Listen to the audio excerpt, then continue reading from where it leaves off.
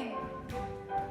Yes, like a flying, like a bird. In her downtown San Francisco studio, Mary Sano teaches the modern dance technique created by Isadora Duncan more than 100 years ago. Balance.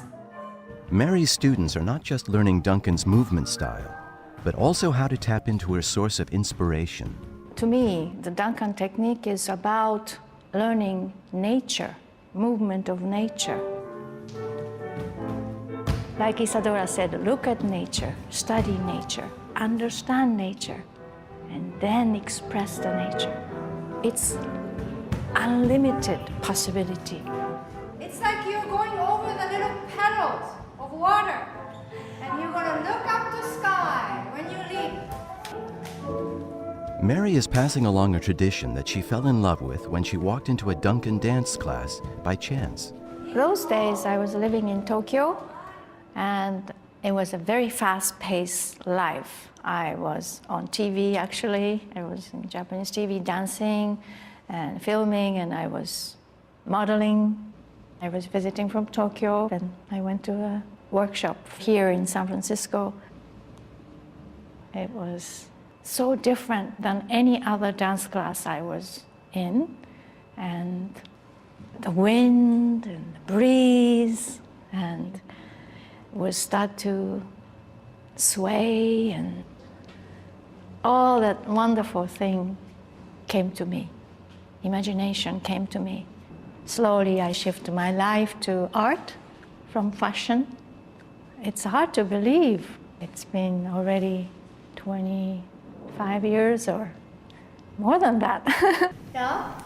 And here. Mary founded the first school of Duncan dancing in Japan in 1983 and a sister school in San Francisco in 1997. That's the first move. Her goal is not just preservation, but the creation of new work in the Duncan style. I am not Isadora Duncan, and I haven't seen her dance.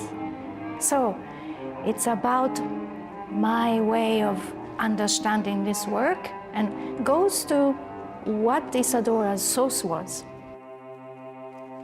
Isadora Duncan was born in San Francisco in 1877, but left at the age of 18 to pursue a career on the stage. From early on, her ideas about dance were radical. The dancers of that period did high kicks, they did splits, so it was a show of, female physicality. Isadora's dance was meant to be a spiritual exercise, was meant to be from the soul, was meant to be a prayer. It was the oceans, forests, and mountains of the Bay Area that fed her spirit, as well as a dawning appreciation of classical forms. In those days, the Beaux-Arts movement was beginning to be very prevalent. There was a tendency to call the Bay Area the Athens of the West. And there was a sense that we should approach the natural, romanticized life that was Greece. She and her brother became devotees of Greek culture, and she saw the wonderful loose togas that fell in folds, which give you the sense of a three-dimensional sculpture.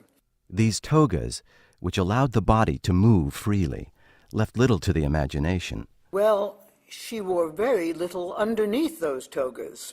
And at that time, to see a woman who was barely dressed was considered not only revolutionary, but vulgar. On the other hand, it made her legend.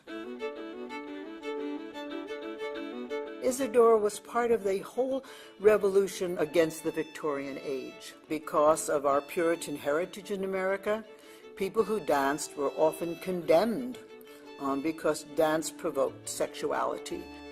Well, here comes a woman displaying sexuality, spirituality, and physical freedom on the stage. She went all over the world to say dance has to be recognized as an art. Really, she opened up the new era of freedom, freeing your soul, freeing your body, mind. Duncan performed throughout Europe, influencing the most important artists of her age, like Russian ballet choreographer Michael Fokine and theater director Konstantin Stanislavski. They were moved by the expressiveness and passion of her dance, a passion that was also reflected in the way she lived. Isadora advocated free love. And indeed, she had 2 illegitimate children. She did not marry until very late in her life, and then she married a Russian poet who spoke no English, and she spoke no Russian. Scorned by American society for her scandalous life, she made Europe her home until her untimely death in 1927. She was wearing a beautiful red silk scarf. The fringes of the scarf got caught in the wheels of the Bugatti, and her neck was broken instantly. Despite the drama of her life, Duncan's legacy is her contribution to the evolution of dance and how she cleared a path for all who came after her. Now we're going to use your arms. Like a tree swaying.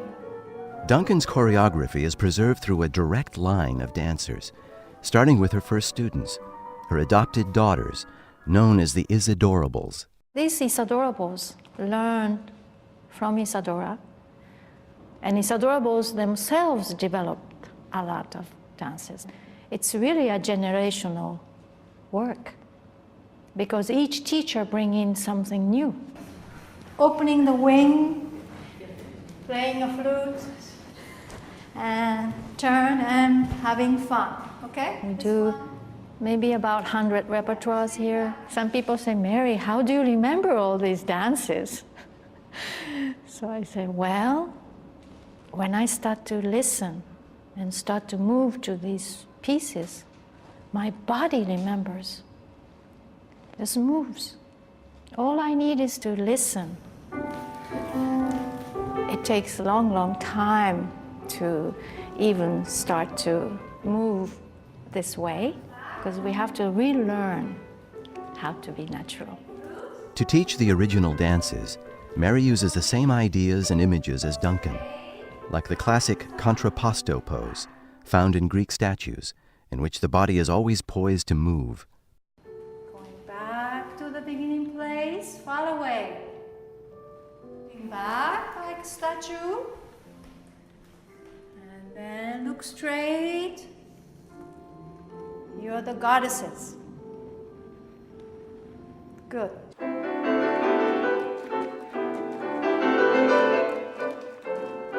After years of teaching and performing the Duncan technique in her studio, Mary brought her company to San Francisco's Cowell Theater this past November for the first time. We were able to celebrate our 10th year in the theater, which is, for us, like a dream. In a bigger stage, we can dance bigger, we can feel freedom. In addition to a collection of traditional Duncan pieces, the company performed Mary's original choreography, which is inspired by Duncan and influenced by No, a style of classical Japanese theater. No is known for its stylized movement and contained emotion. The style is, of course, it's almost opposite, so different, because Duncan work is fluid, it's moving. Style is different, but spirit is sometimes same.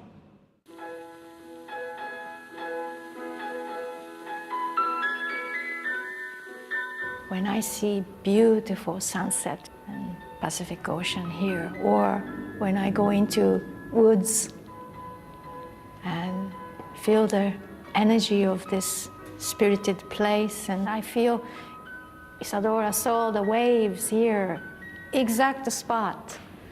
And, you know, there's something about this birthplace of Isadora that I feel very special. Many people ask me, you want to find a protege? I'm not concerned at all. Not many students will carry on, but one, if this is serious and enthusiastic, it will live.